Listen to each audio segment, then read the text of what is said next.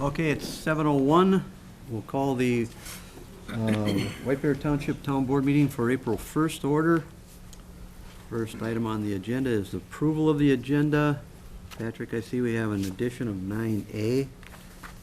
That's correct. I would also add 9B,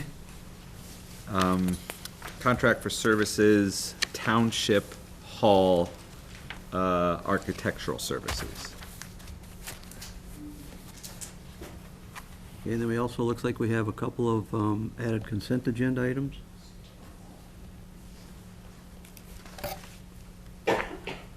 Five H, 5I, and 5J. That's correct. All right, 5H zoning ordinance amendment conditional use permit request for 2321 Libel Street. 5I is a real property fire loss escrow account, and 5J is a part-time temporary administrative intern. Can you please speak up? Sorry. Let's try this. That won't help you. That's No. for television. All right, that it, Patrick? That's it.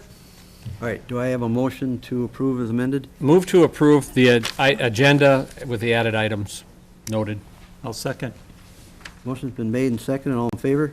Aye. Aye. That motion passes. Agenda 3 is approval of payment of the bills. Do I have a motion? Move to approve. I'll second. All in favor, say aye. Aye. Aye. All opposed? That motion carries. Fourth item on the agenda is the approval of the minutes of March 18th, 2019. Any additions, deletions? I saw no additions or deletions. Move to approve the minutes of the March 18th, 2019 meeting. I'll second that. Motion's made and seconded. All in favor? Aye. Aye. That motion carries. Item number 5 is a consent agenda with quite a few in here. Scott, you want to go through them? All right, item 5A, Benson Airport Annual Report, receive.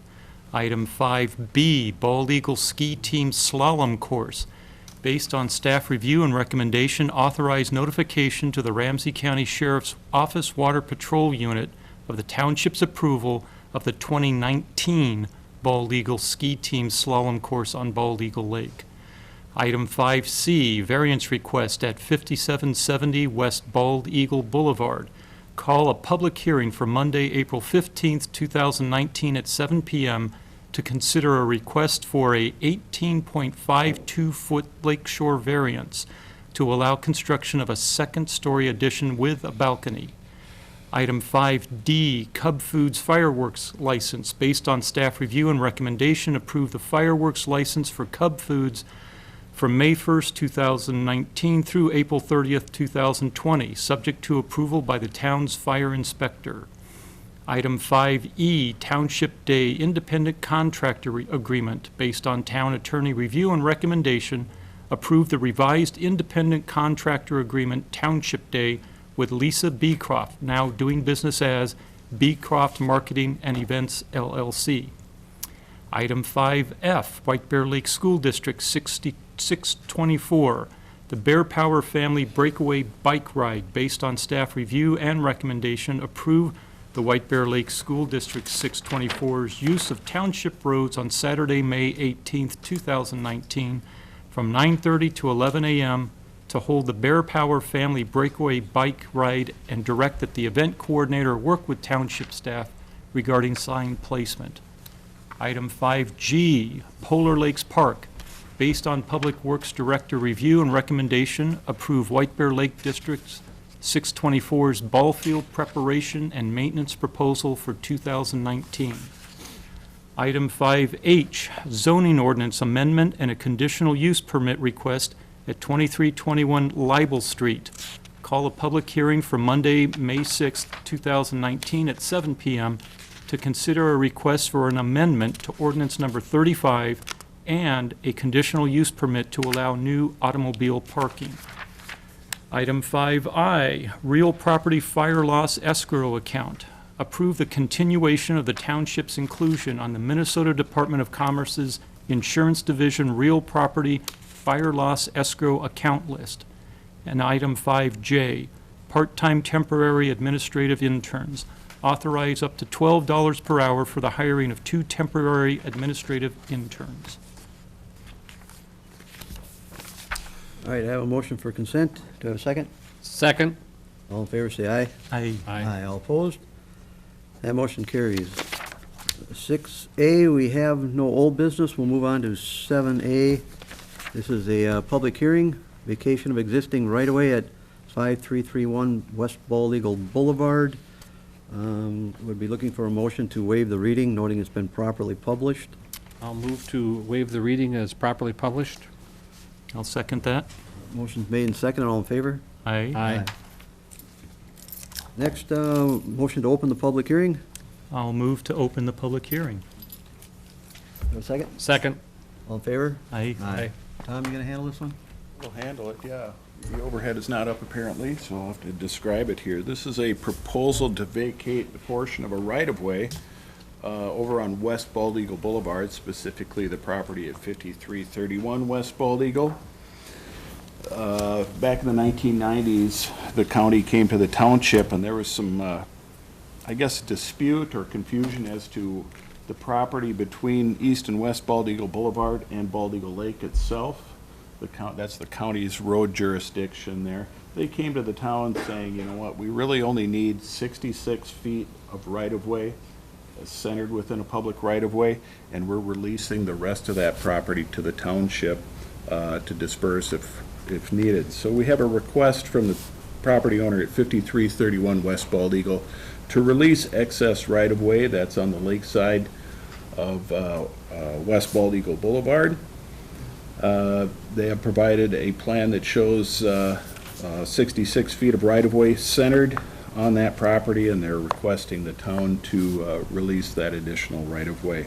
This is a case where the county provided a map in yellow that showed the locations of the right-of-way here, and this is on page 57 of your packet. So they were releasing this portion of the property right here between Bald Eagle Boulevard and the lake.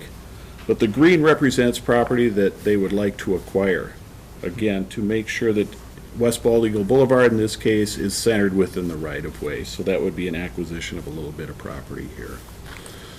So the request is to vacate that excess right-of-way, but to retain or to acquire additional right-of-way on the home side of that property. When the town releases these, they do maintain drainage and utility easements for future purposes, and also a trailway easement for future trail purposes, if necessary, on this area. Well, we've had a number of these along the lake, so it's not anything out of the ordinary. Steve, you got any questions? No, I was going to say the same thing. We've done this several spots on the east side most recently. And it answered the other question, which had to do with trail easements and regular easements, because there's lots of conversations about changes to West Bald Eagle Boulevard, and gotta make sure we have that, so, well, I'm good. Scott, anything? All right, seeing no other questions to Tom, I would look for a motion to open it up for public comment. I'll open the meeting for public comment. I'll second that. All in favor, say aye. Aye. Aye. The motion carries. Is there anyone here to speak to this, or want to comment? Hearing none, going once, going twice. Motion to close the public hearing. So moved? Second. All in favor, say aye. Aye. All opposed? All right, looking to adopt the resolution vacating the excess right-of-way. I'll move for that. Based on the staff review and recommendations, approve the vacation of excess right-of-way on West Bald Eagle Boulevard as it relates to 5331 West Bald Eagle Boulevard, and adopt a resolution vacating excess right-of-way on West Bald Eagle Boulevard. I'll second that. Motion's made and seconded. All in favor, say aye. Aye. All opposed? That motion carries. Item 7B, it's another public hearing. This is for a conditional use permit request at 2401 Buffalo Street. Again, I'll need a motion to waive the reading, noting it's been properly published. So moved? I'll second. All in favor, say aye. Aye. Motion to open the public hearing. I'll move to open the public hearing. Do I need a second? Second. All in favor, say aye. Aye. All right, Tom, this you again? Okay, yep, this is a property, Eagle Brook Church is located at the corner of Buffalo Street and Highway 61 in the township. A church is a conditional use in the zoning district, which is R1, so this is a residential, low-density zoning district. Conditional use permit is required for a church and also any expansions to the church. In this case, the church is proposing to change the entryway to the sanctuary addition toward the northerly end of the site here. Currently, there's a drop-off. Cars can drive through and drop off the area in front of the doors there. But Eagle Brook is looking at a modification to that area that would enclose a portion of that drop-off area, creating 4,161 square feet of additional lobby and sanctuary area. Closing that portion of the property in, eliminating that drive lane. Now, there still will be a drop-off area in front of the church right there, but it will be reconfigured slightly. Again, expanding the library area, the worship area increased a little bit in size. They figured they could get up to an additional 120 seats within the sanctuary. When we look at the projects like this where they're adding additional seats, we have to look at the parking requirements to make sure that those will be maintained. The town requires 1 parking stall for every 4 seats in a church in the sanctuary. They do have about 500 stalls on the site right now, so they could accommodate up to 2,000 people. With the addition, they're looking at an accommodation in the main sanctuary of up to 1,330 people. So plenty of parking available. With this addition, it's a fairly small addition, less than 10,000 square feet of the site are proposed to be disturbed, so there's really no outside permitting requirement from the watershed district. However, the town does require approval of a conditional use permit for this addition. The Planning Commission reviewed this at one of their previous meetings, and they did recommend approval of the conditional use permit as requested.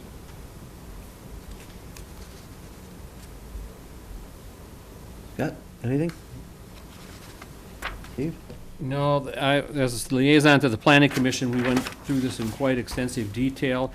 The improvements are more cosmetic than most, and I think it's a good use of the space. It is one of our township precinct voting sites, which does get kind of congested during certain election times. So I think what they're doing makes good use of their available space. So no, I have no other questions.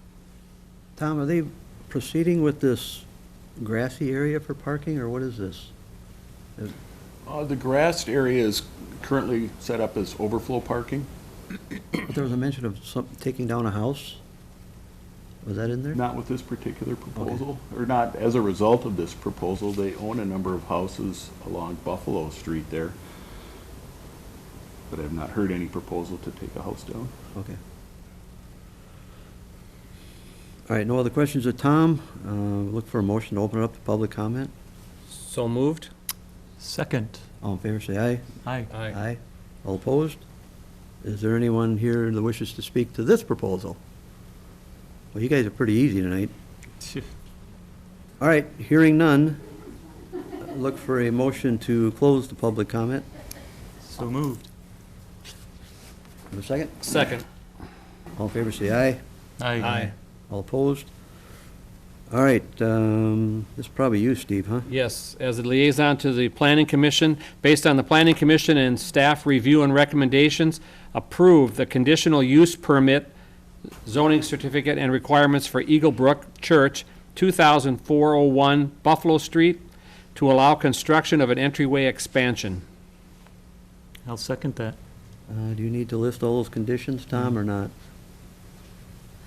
They would be in the zoning certificate, which Okay. staff would recommend that the board adopt as part of this proposal. All right. Motion's been made and second. All in favor, say aye. Aye. All opposed? All right, that motion carries. Item 7C, for conditional use permit and variance request for 5508 Bald Eagle Boulevard. Again, I need a motion to waive the reading. I'll move to waive the reading as properly published. I'll second that. All in favor, say aye. Aye. Aye. All opposed? Motion to open the public hearing. So moved? I'll second. All in favor, say aye. Aye. Aye. All opposed? Again, Tom, it's you, huh? That's me again, yes. This is 5508 West Bald Eagle Boulevard, is a small lot with a single garage on it. It's attached to the Bald Eagle Island home. And with this proposal, a couple of requests, a conditional use permit and a variance request, or a couple of variance requests, and that is to demolish the existing garage, again at 5508 West Bald Eagle Boulevard, and construct a new garage. The new garage is proposed to be 26 foot by 26 foot in size. They are proposing a second story to the garage with what we're calling a guest quarters, which requires a conditional use permit for the use of that second story. It's, well, the first level I'll mention first is standard garage, double-car garage, 26 wide, 26 deep with drive-through doors, again, so they can drive through the garage to get to the island. The second story, which we have identified as a guest cottage, is better defined, which we don't have a definition of a refuge area. The thought process behind the owner's plans to finish a portion of the upstairs of the garage with just a bathroom and then an open area would be as a refuge area. And basically, it's being planned as an emergency overnight stay area in case that the weather is too rough to cross the lake safely. So basically setting up a little, not a full-fledged apartment because there's no kitchen, but basically a refuge or an area where you could crash overnight if necessary. So a couple different ways we had to look at this. One, it's just a freestanding garage on the lakeshore. Could be considered a lakeshore accessory structure. However, lakeshore accessory structures do not permit living quarters in them. So that was not the way to go with this one. So it most closely looked like a guest cottage as is permitted in the town and defined by the town. But guest cottages need to meet certain requirements before they can even be considered. Those requirements include the lot area has to be a minimum of 24,000 square feet in area. Now this part of 5508 West Bald Eagle at one time and currently is attached to 5505 West Bald Eagle. The home across the street includes some property to the north, and this garage lot is actually just an easement for use of that property there.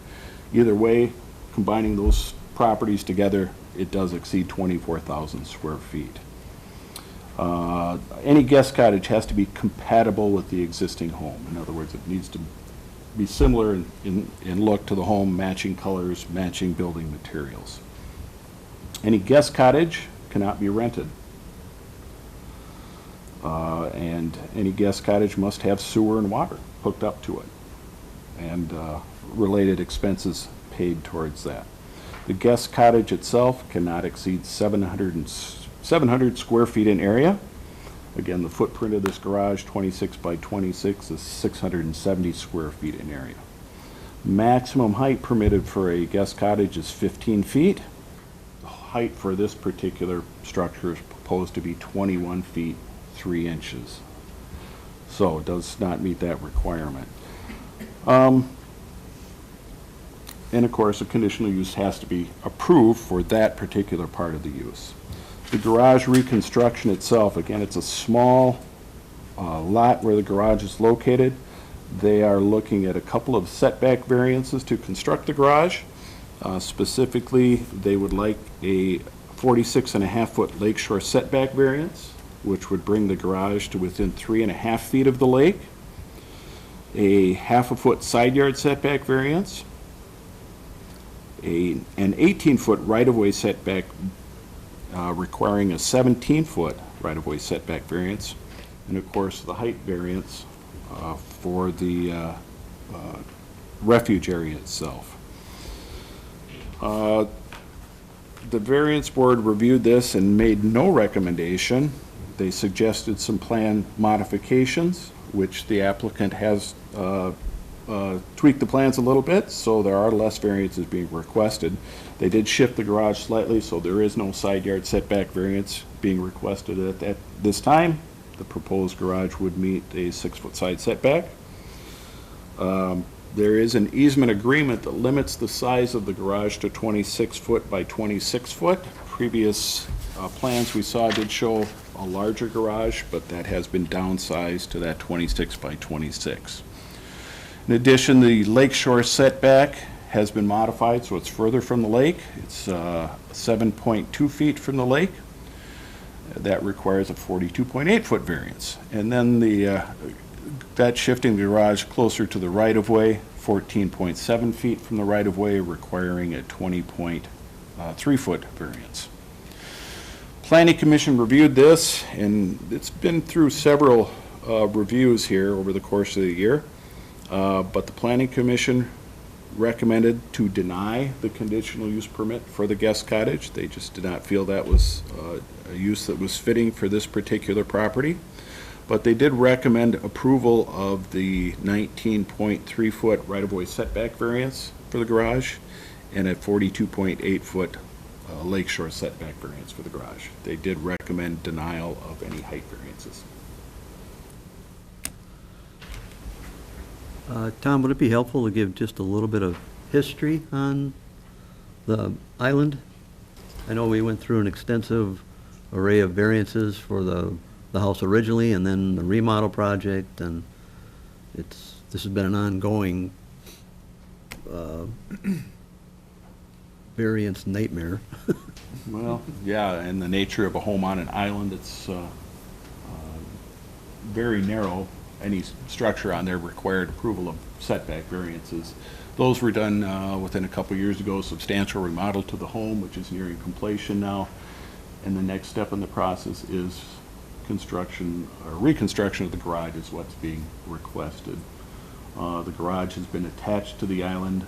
Some history on a series of moves. I believe the previous owner of the island owned this lot, the 5505 home, and negotiated as a sale of that home, division of that easement out, creating the garage easement area there.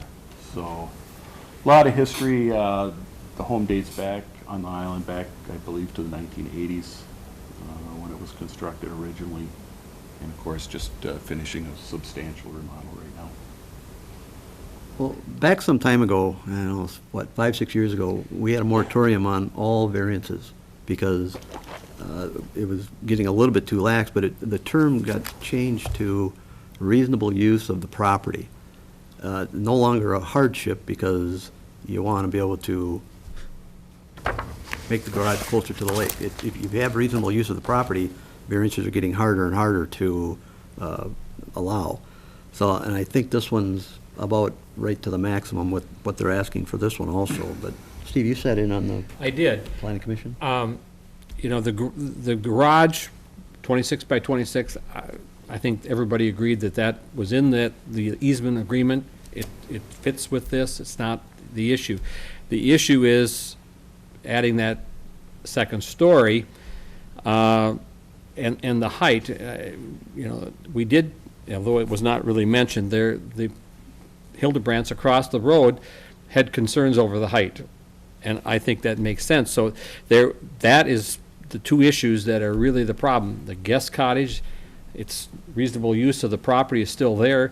Adding that guest cottage is a luxury versus a necessity, and the height is a problem. So I think that's what the Planning Commission looked at.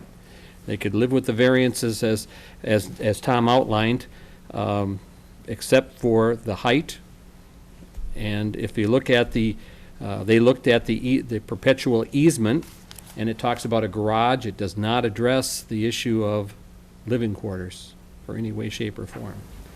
So, Scott, you have any questions of Tom? Chad, you've had a chance to look over that, what they call perpetual easement, haven't you? I've looked at it. Is that pretty solid, seeing as all the players have changed now? Van Brunts are gone, Landucci is now there, and it sounds like Hildebrand wants to sell, so that player may be gone. Well, it's a solid easement. The question, though, is this conversion to a guest house or any kind of living quarters allowed under the easement itself. I have strong reservations in that area. The only problem is the fact that that's a private agreement, which we're not really, which the town isn't involved in enforcing or using as a basis for an action to deny or grant a permit. So my concern is the easement itself, as an attorney, as a private attorney, I'd have to say, I don't think it covers what he wants to do. But Again, that doesn't mean, but as the attorney for the township, I don't see how we can use that language as a grounds to turn it down, to deny it. so I guess I was always concerned because the actual original people are going away, but that's still a solid easement agreement? Yeah, the easement runs with the land. Okay. Yeah, it says that. All right, any other questions of Tom, the attorney? All right, I would look for a motion to open up for public comment. So moved? I'll second. Motion's made and seconded. I see the applicant's here. Would you like to approach the podium? State your name and your address, and Nathan Landucci, 1 Bald Eagle Island. So yeah, like Tom had said, coming to the completion of the big remodel on the island, and this garage is obviously, it needs to be fixed up. I mean, it's the garage is in disrepair, and one of the things that it's been a real challenge getting across. I mean, nobody, I guess, understands it until you've been there, done that, but getting across at night, if you're getting across there at 11 o'clock at night and it's raining, or the water, it's ice and water, the hovercraft doesn't start sometimes, it's actually very, very, very dangerous to get across the island. I mean, it's just the nature. I mean, sometimes it's beautiful. You can drive across in the pontoon and it's the best thing ever. And sometimes it's a nightmare. So the reason the reason I'm proposing this isn't as much of a luxury thing, it's just a matter of safety. So, you know, I want to move forward on a new garage, but I really wanted that, place of refuge to be considered because it is a safety thing. So, you know, I'd hate to see somebody die eventually, you know, crossing the lake because, they felt like they had to cross it. So that, I mean, it is a valid concern. I guess, that's my biggest, argument to say that it really merits some consideration. And this is obviously a property that's unlike anything else in the township and unlike anything else in the area. I mean, it's a very unique property. It actually has its own zoning code, BEI, as you probably all know. So that's the issue. I know when we had looked at this like a year and a half ago, it seemed like we actually had more traction back then. We got through the planning commission. I believe the planning commission voted in favor of it, it didn't go to the town board, but I think they wanted more information. So anyway, here we are now. We've obviously modified it, the agreement, the easement agreement, to get it up to date, but it hasn't. It's basically stayed the same as that same agreement from 1988 when it was originally signed with Van Brunson and the current owner, Hildebrandt. So, but do you have any questions for me regarding? Well, I know a number of the planning commission members live on the lake. Yeah. So they've been through the big uproar of the lake and the original recording studio, and it was kind of a hot topic. Right. It got a lot of attention, and people were kind of up in arms about it. It settled down, obviously, when you purchased it, and I thought we were pretty generous on all the variances you got to upgrade the way you wanted it to. I agree. But I personally, I can't speak for the other two, but I think we're kind of at the end of this. It's gotten to the point where we can't keep doing this for this property. It's either use it for what it is or leave it alone. Obviously, I think Van Bruns originally they got to the point where they only stayed there in the summer because they didn't want to deal with the 2.5 months or 3 months they could not get out there because of the ice condition. And I gotta believe whoever was gonna buy it, that would have been kind of the consideration. So I understand your safety issue. I also understand we don't want to endanger our fire department for going out there trying to rescue somebody either, but it's a lot of common sense also. So But, Steve, you got any questions? Well, you know, again, the situation is not new since you bought the island. This has existed since day one, and the prior owner dealt with it a different way. You just would like to deal with it a different way. Yeah, I mean, obviously, everybody that knows the Van Brunts, they were very, I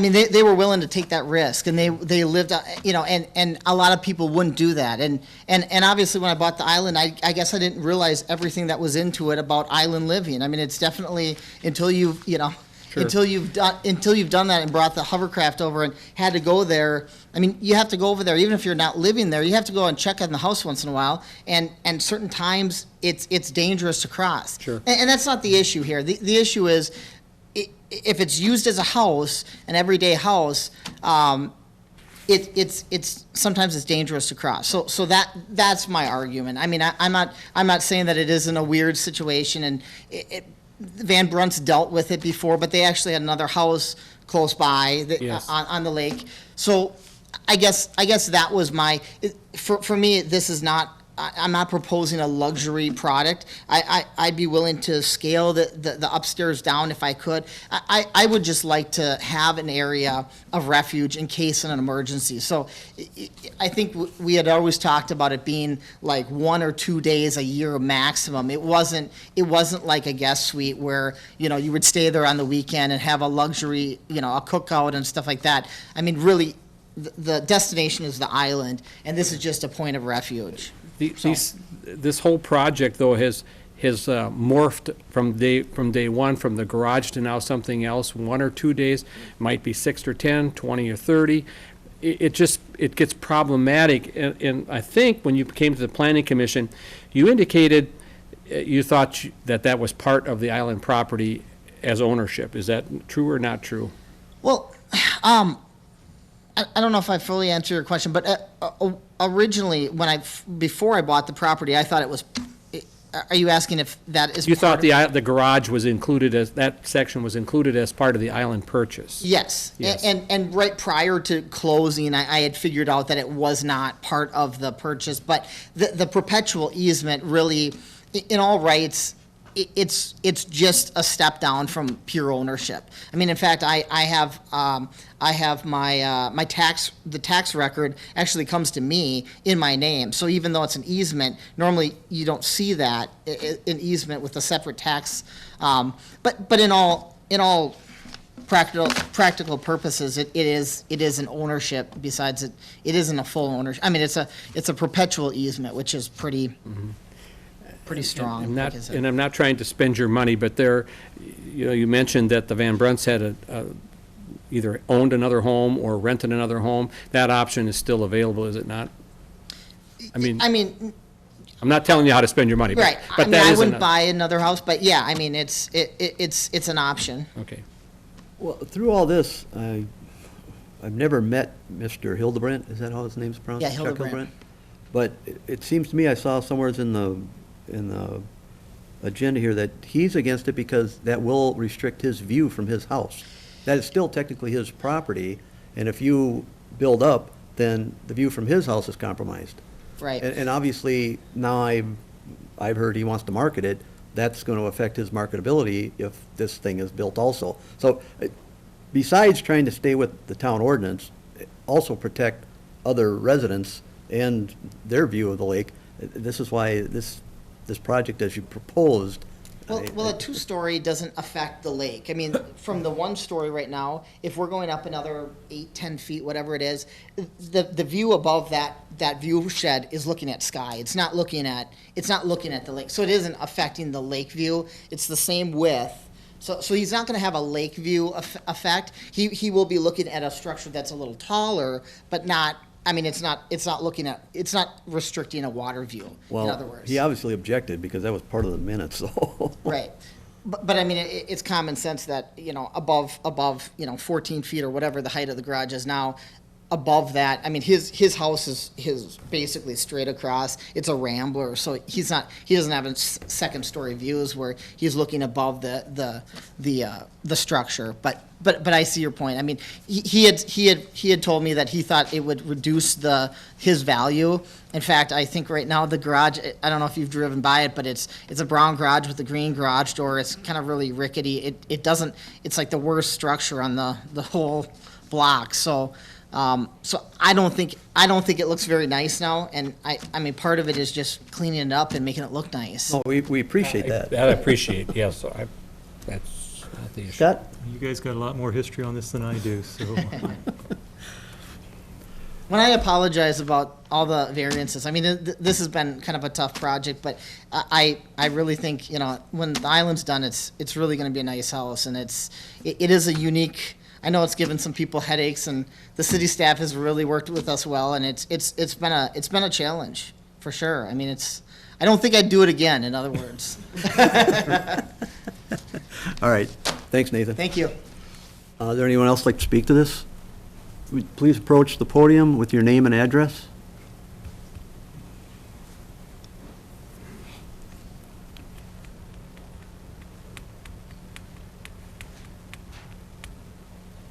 Gary Phillips, 5776 West Bald Eagle Boulevard. I'm sorry, what was your name? Gary Phillips. Okay.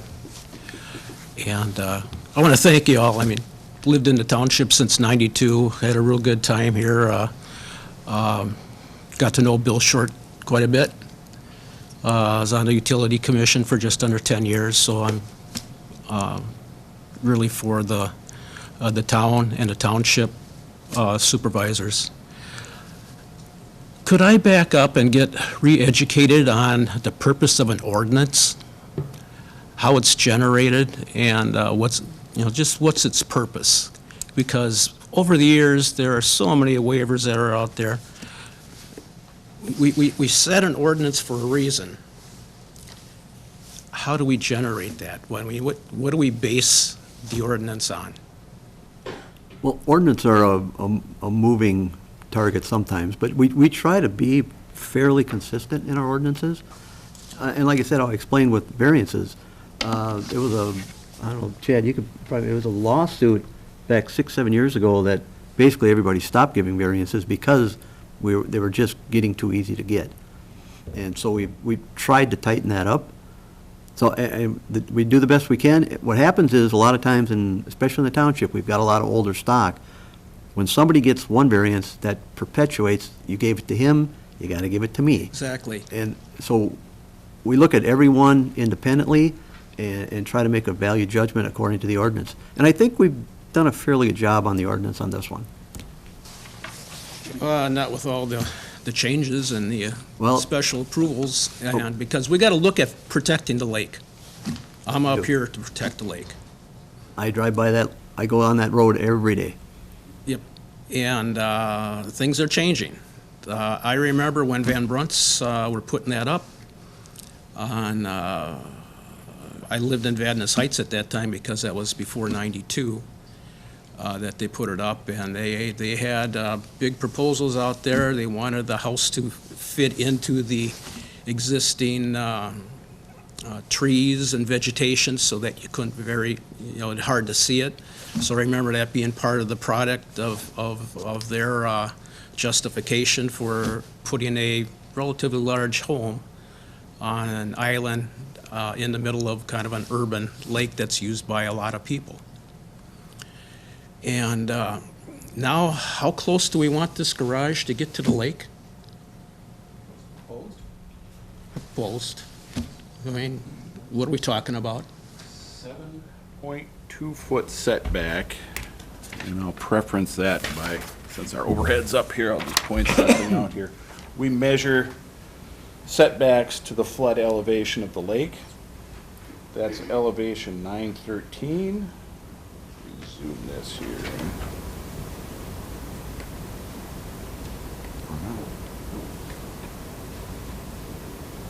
Okay. So elevation 913. So the actual water level of the lake is right here. 913 contour is right here. So the actual distance from what would be proposed as a second-story balcony to the closest point of the actual lake, 36.2 feet. But because we measure to the 100-year high elevation, it's 7.2 feet. 50 foot is the normal setback requirement. Yeah. So that's pretty close to the lake. Yes. Now, I understand that we have what we have because it's existing. Now, those issues were already discussed and approvals given. But this is a very small property. I don't know what the green factor is on that as far as pervious versus impervious. You have another ordinance on that. I didn't hear anybody really discussing that one yet. I think, Tom, you addressed it. I can mention it, yeah, again, because this property is tied into 5505, which is a little over 24,000 square feet, the green area is actually right at just under 25%, which That's is kind the of a- maximum allowed. A lawyer argument, but in reality, for the runoff, you got the road, then you got the property, and you got the impervious area. The intent is to capture runoff from the area that is on that property. So I don't really buy what's across the road, again, with my vision looking at the lake. And especially if it's a garage, there's a lot of volatile material, organic material that could enter the lake.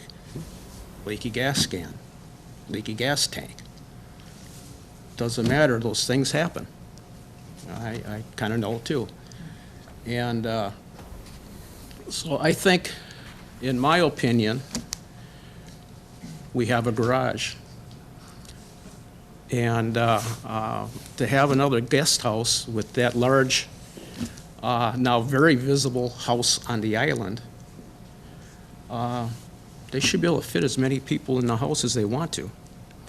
I went on Van Brunt's pontoon boat during a meeting that, more or less a party that he had, a wine and cheese thing, on a very rainy night. Yeah, we had to get in the house and dry our hair. It was kind of windy. We made it, and I don't know how many people he had, but he had quite a few. And brought up kids. They all went to school. They had a phone in the garage, I believe, for when pizza orders came in. I mean, they've worked through it. And I'm sure that, I don't know the new owner. I haven't met him. I'm all for him. I'm glad he's on the lake. But I think we have to put buildings on the lake responsibly, and that's your job. And some of the discussions I heard are very, at least in my vision, that's the way I would go too.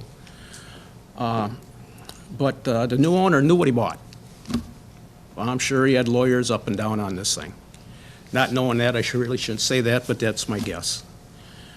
And I just see so many of these, you get a variance in a certain year, and then there's creep over the years. I don't know how the township would go and verify that 5 years out on a variance that's what's going on the property. I don't see how you can do that. There's just so many of them. But there's creep. Being here since '92, I've seen it. I know what's going on. And I just see this as a place, that all the variances are already going on. You guys are feeling the creep. I hear you talking about it. And I think we just have to live within our ordinances somewhat.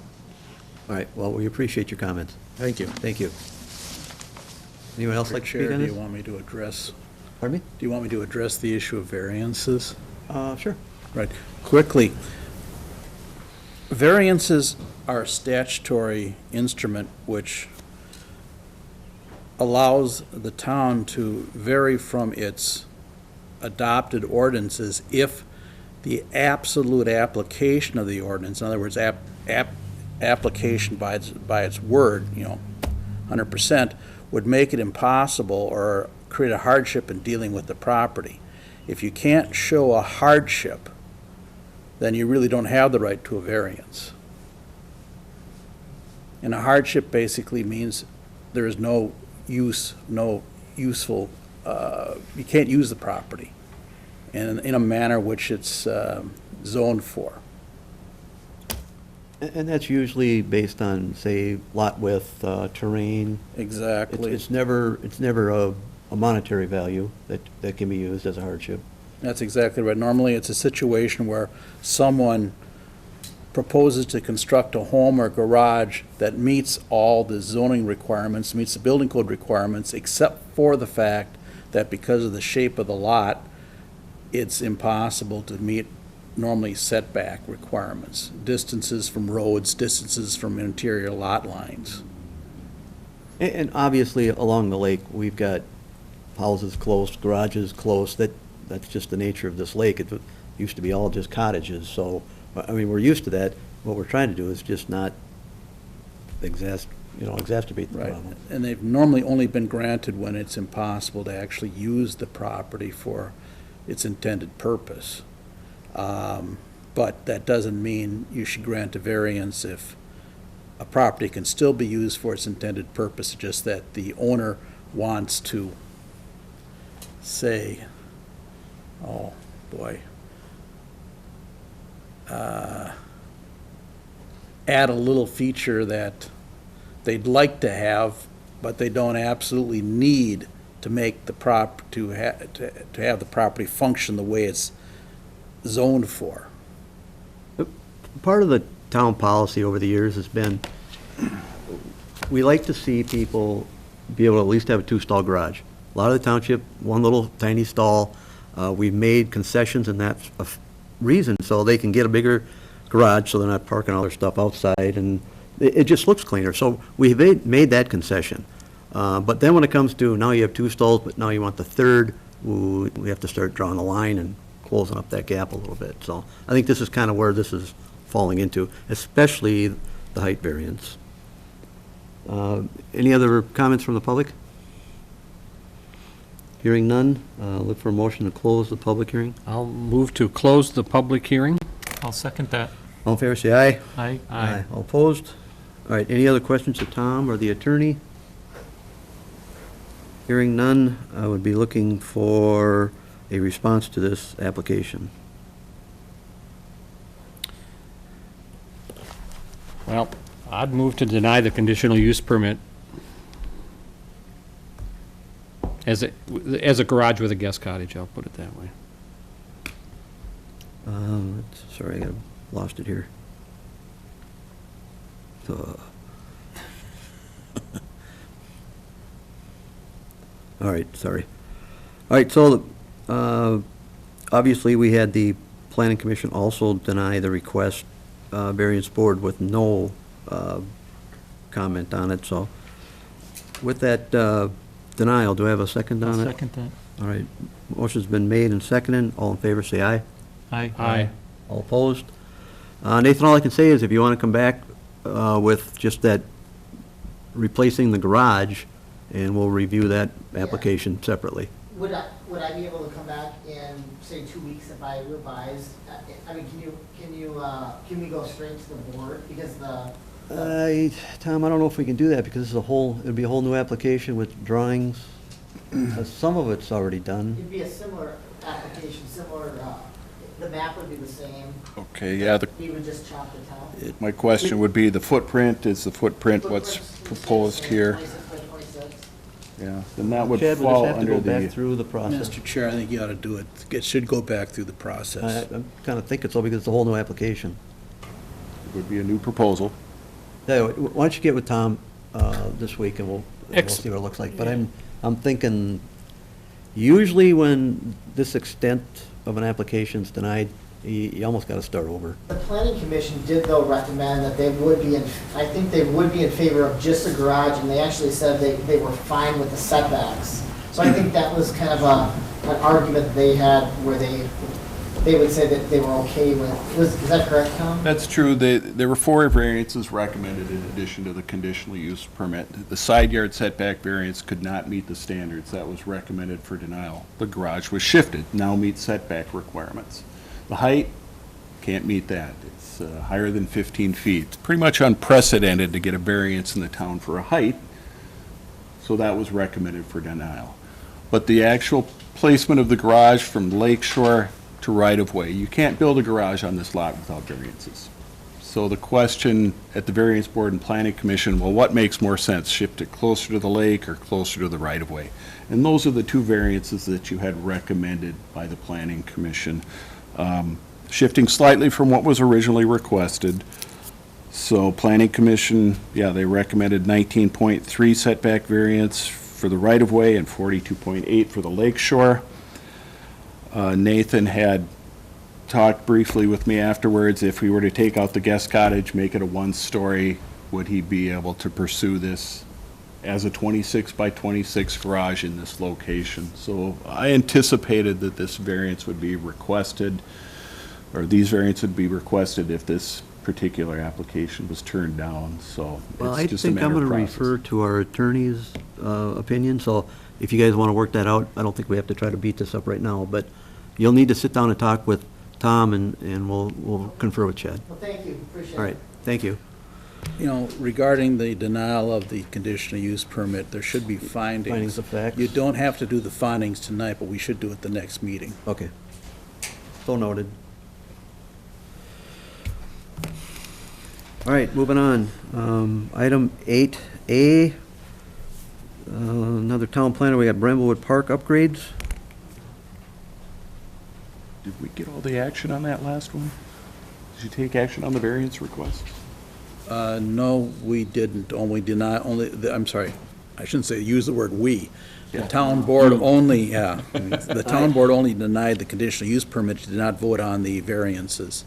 So at this point, you still have to either grant the variances or deny the variances. Action on them, yeah. Thank you, Tom. Thank you. Well, if it's still there, as a liaison to the planning commission, I would go along with the variance as they outlined. I've got to get back to them now. Do we want to do them separately, or do we do them as a group? I think you should do each variance separately. Okay. All right, I'll move to approve the 19.3 right-of-way setback variance for use of the garage reconstruction. and that's what it is now, Tom, or is that moving it? That's the recommendation from the planning commission. Okay, my question was, is that moving it, or is that where it is now?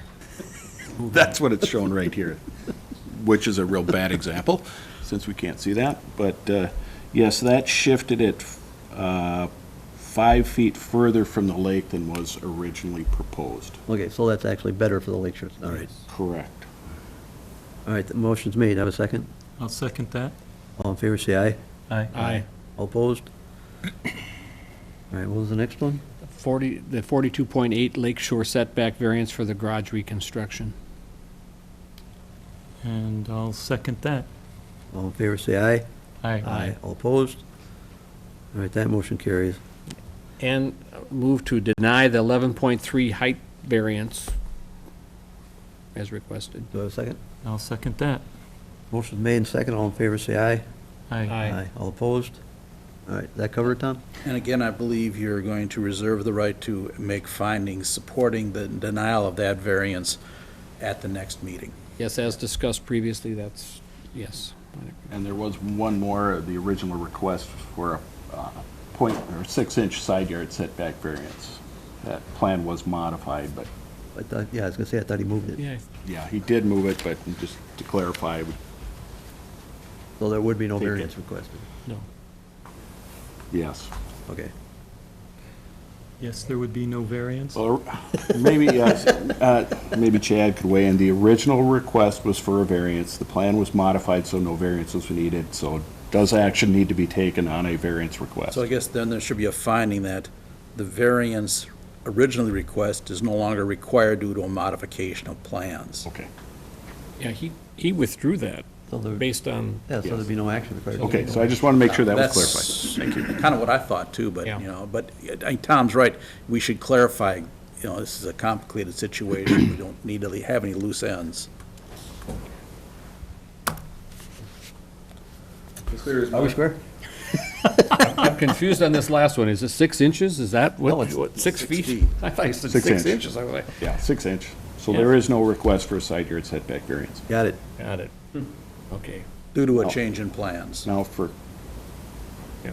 once we're done here, for clarification, if he were to come back with a garage on this footprint, meeting height and side setback requirements, he could start construction on that without going through the variance process. Well, he wouldn't have to because, you know, the board has now We have granted just him the drafted- variances, right. Yes. setback variances. Okay, And I just wanted to clarify that. I think the Right. board That's just what needs to that see the means. plans Correct. to make sure, right? Yep. Yeah. Okay, thank you. All right, that horse is dead. Okay, moving on. 8A, Brentwood Park upgrades. Yes, in your packet, you have a proposal for invitation to bid. This is for Brandlewood Park is on our list of playground or park upgrades for this year. We've held neighborhood meetings, had park board recommendations, and outlined what some of the neighborhood input is, and we've put together the invitation for bids based on that. And that's on pages 117 and 118 of your packet that summarizes the bids. We'll get this in the paper. We're also contacting local playground equipment suppliers for proposals for this project also.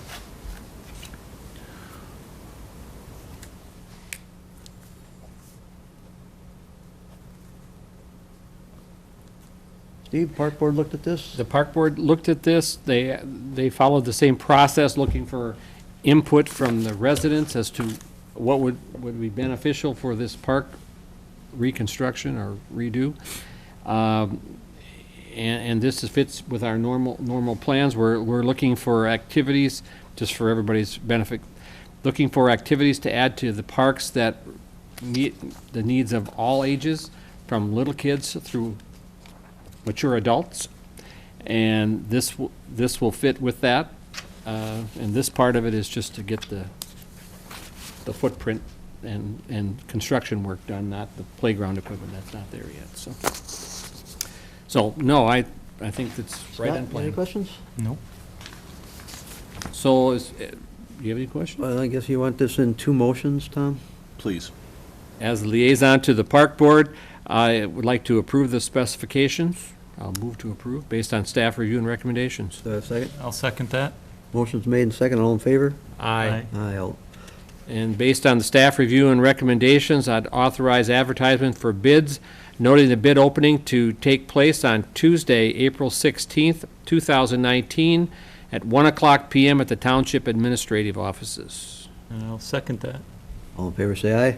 Aye. Aye. All opposed? Motion carries. Thank you. All right, let's see, we got 8B, the Hammond Road Water Tower painting. That you, Larry? Yes, thank you, Mr. Chair, board members. The Hammond Water Tower was built in 1982, and we've talked about this at several other meetings, but that paint has reached its useful life, and we have other items that we are looking to address with this project, including placing a concrete floor in the structure, replacing aerial lights, and modifying or improving some of the valving in the structure, as well as a service door. This project was approved for outgrowth 12 for bid on February 28th, and we received bids on March 27th. 4 bids were received.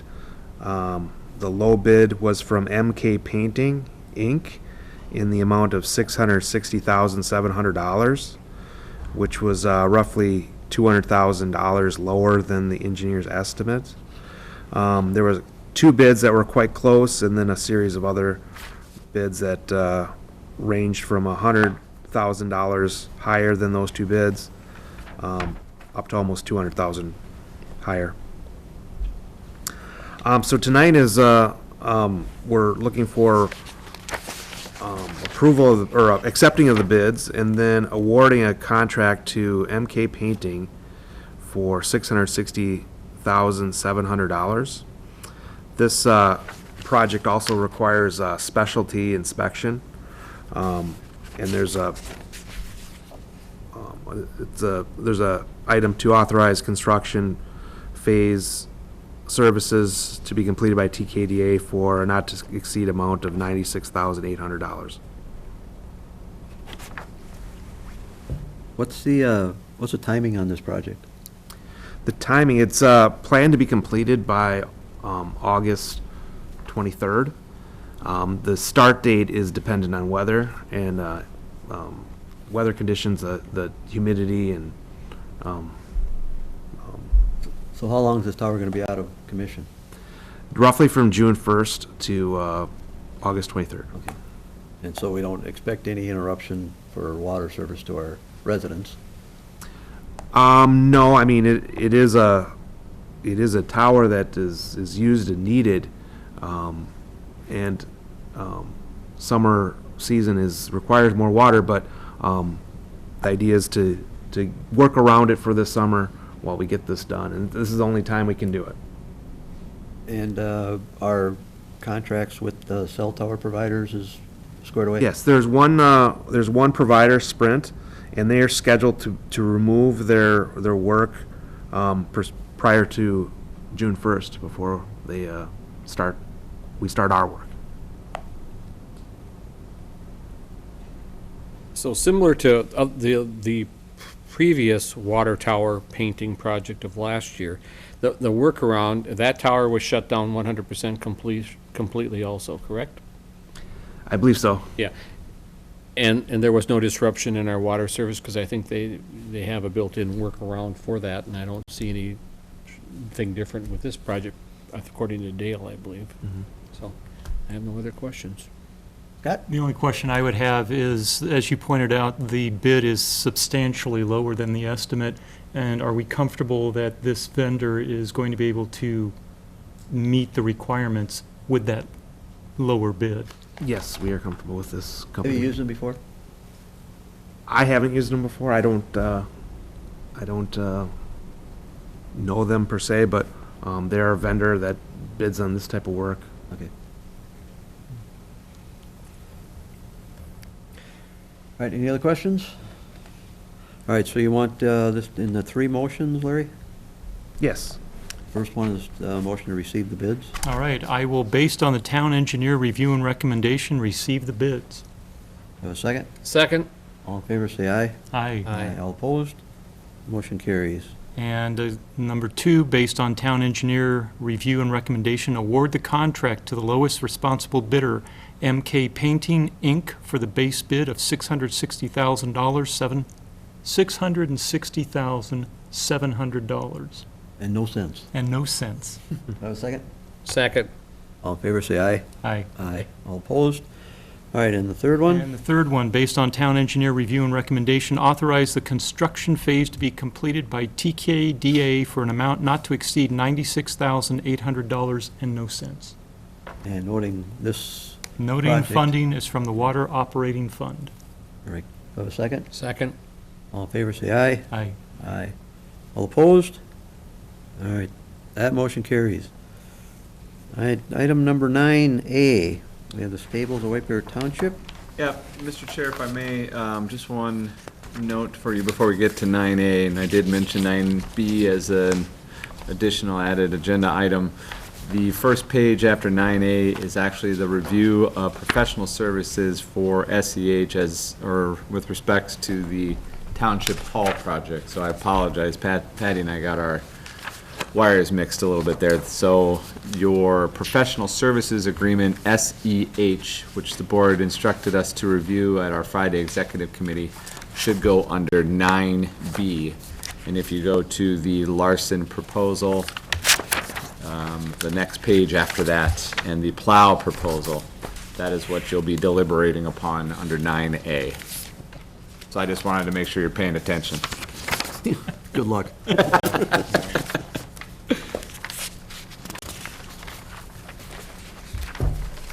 So 9 pay is looking at Larson and Plow. Larson and Plow. You got it. Okay. And 9B is SEH. Yes. So we're 9A.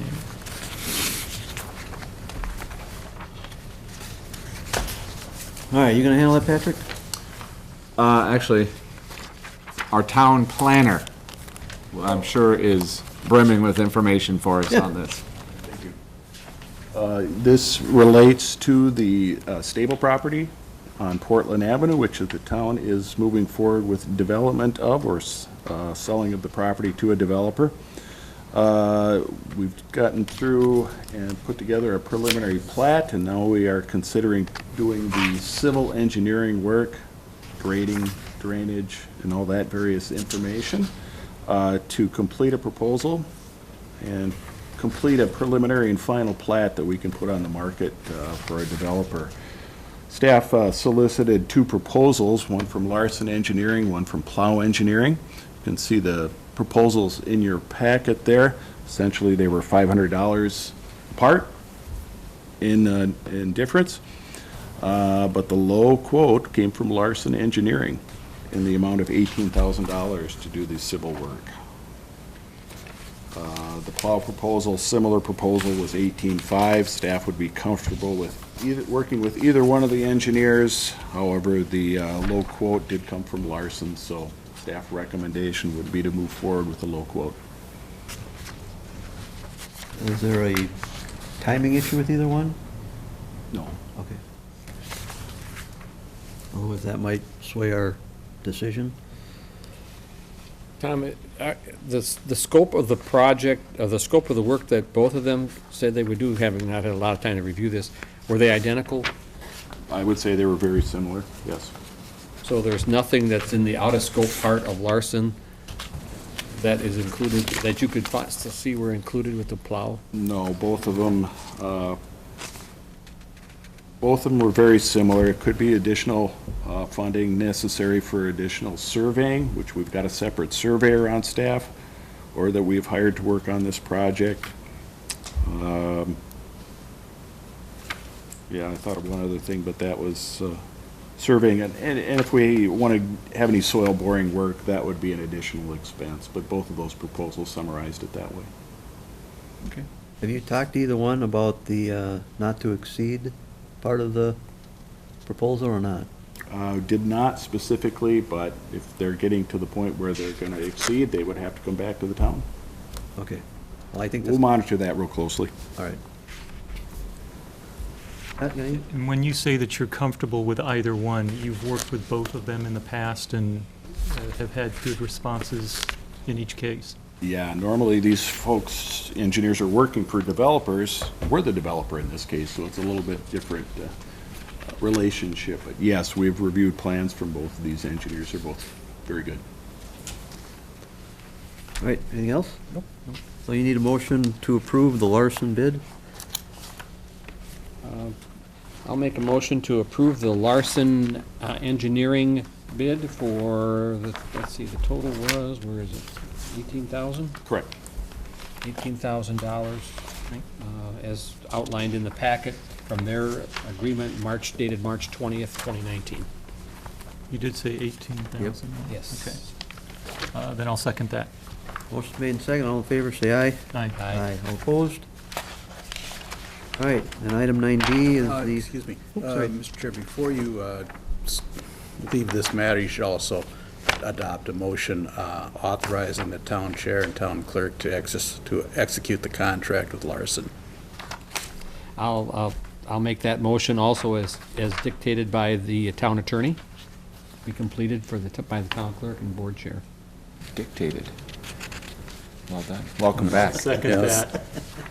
All in favor, say aye. It's good to be Aye. All back, opposed? I'll tell you. Okay, all right. Now we have item 9B. Yes, sir, Mr. Chair, if I may, at your executive committee meeting on this last Friday, the board did direct the town clerk to do some comparative shopping for professional services as it relates specifically to the capital improvement project that'll be going on at Township Hall this summer. We did receive 2 proposals for the architectural aspect of that project, one by SEH, one by TKDA.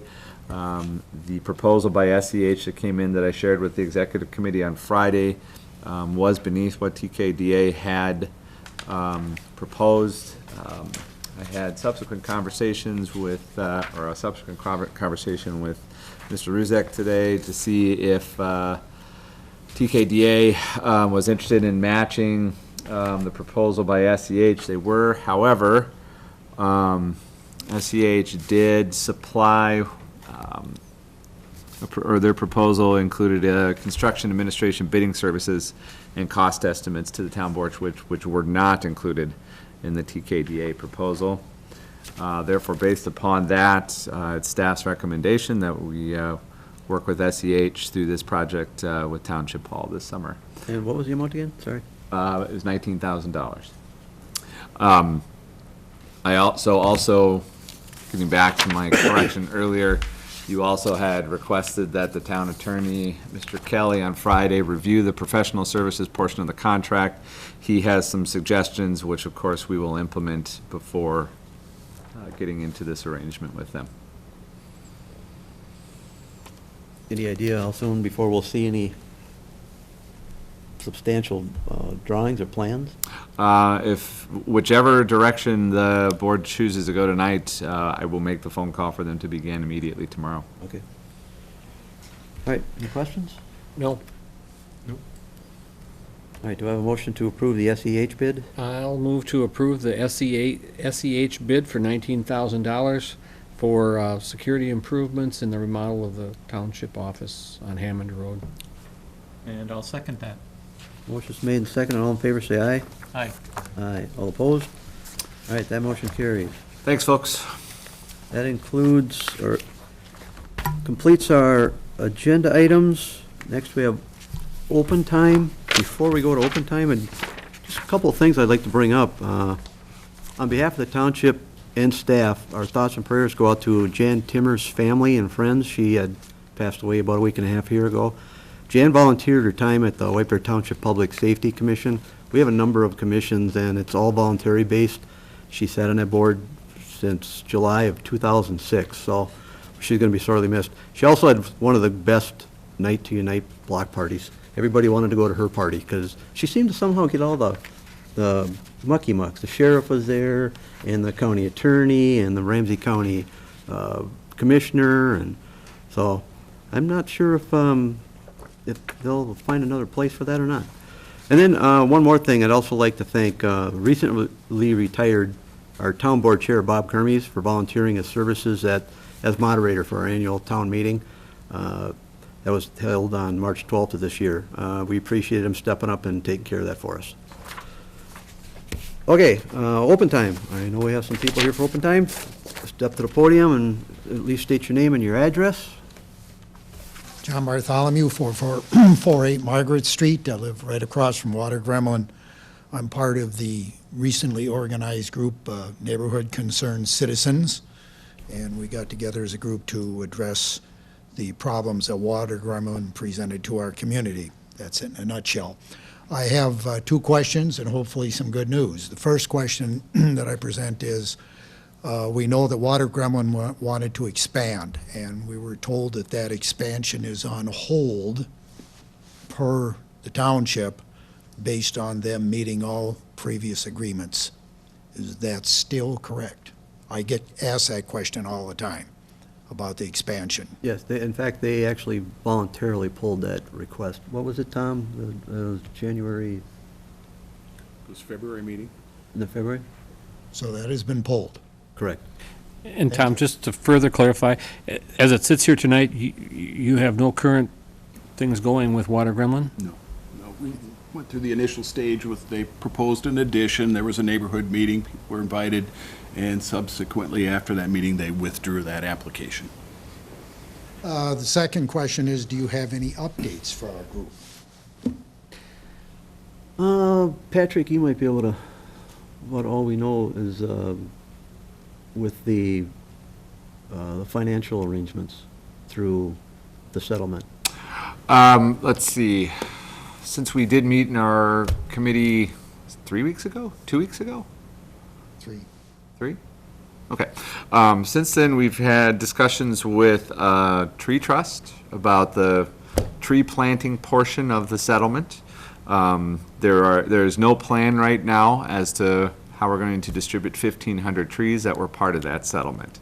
Beyond that, the last update we got was Friday from then Township Attorney Pat Kelly, that it was the $4.5 million that was going to be a penalty that we had discussed at the committee, that was going to be hopefully implemented as the authority in distributing those funds, was on hold at the legislature because of a conflict of interest that was being looked into. And that's the last thing that we've heard. And actually, those are the only 2 things that we've heard. Okay.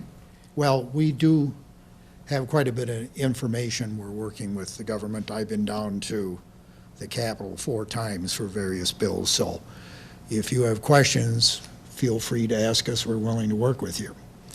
And then the last thing that I have is that we did finally get some water testing done. The MPCA sent out a note on Friday that said 5 wells have been tested in Gem Lake, and they all turned up negative, which is what we all hope for. Great. That's John, great. was there only 5? I thought there was more. Oh, there is more. Okay. That's still being done. Those are private wells? Private wells, yes. So, with that, I'm done. Sherry, do you have anything? Oh, I think I probably have a couple of questions, if I may. Sherry Smith, 4345 Whitaker Court. Tree planting. Yes. So you said that there's no discussion yet about what, Well, there's where been they're gonna- discussion, but we don't have a direction or a plan yet. are they going, do we know if they're going in this area? I can make a quick real comment on it, because Tom Redezel and myself met with the Tree Trust people. There was an opening meeting just to say, we're the state's vendor that is going to work with the 3 communities on the tree planting, and we were the first people they met with. And so they just introduced themselves, talked about what portion we're dealing with, which is trees, and it could only, where they could be planted, which really was on public property, Within the 3 affected. within the 3 affected communities, not on any private property. There was talk of size also, and And available stock, depending on what they have. Just a little more information so you have a little background. They are an organization, a nonprofit organization that will plant these trees. They dig the holes, they plant the trees, they take care of the trees for the first 2 years, watering, pruning, everything else. So there's no community involvement as far as pricing, having to spend money. It's all included in whatever arrangement they made with the state on that project. So it's very early, and they have no input on the division of who gets what. All right.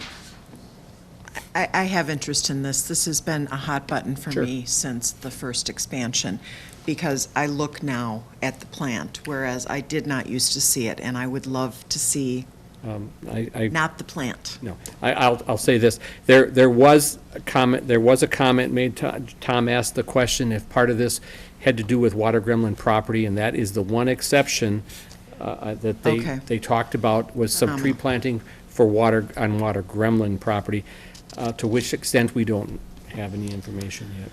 Okay, thank you very much. Yeah. My next question is about the withdrawal of the request for the second expansion.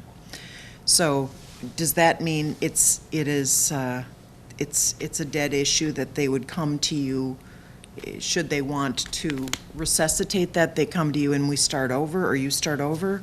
Or how would that process work? Yeah, exactly. They would come, Okay. would be a new application. All right, that takes care of Sherry, me personally, I can't speak for the other 2 gentlemen here. They're under a microscope for the next 3 years. I mean, you can't sneeze over there without somebody handing you a tissue right now. So, and as far as I'm concerned, I wouldn't, I'm not going to approve any expansions for at least 3 years. to see if they at least abide by the terms of the MPCA and Minnesota Department of Health. Now, like I said, I can't speak for these two gentlemen, but my personal opinion is, but when you break public trust, whether it's them or the MPCA, it takes a long time to mend, if it ever does. As long as we're saying on the record. My personal feeling is, I'm not going to say 3 years, it could be longer. Public trust has been violated. I'd have to see the proposal and the process and everything else that goes along with it. And, you know, and maybe if it's just warehouse, that might be one thing, but absolutely, I would just, no more, any kind of pollution control additions, so. All right, very well. Thank you. Thank you, gentlemen. All right, anyone else? All right, hearing none. Item 11, I need a motion for receipt of agenda materials and supplements. I will move to receive all agenda materials and supplements. Do I have a second? Second? All in favor, say aye. Aye. Aye. All opposed? Need a motion to adjourn? So moved? Second? We are adjourned. Thanks, everybody.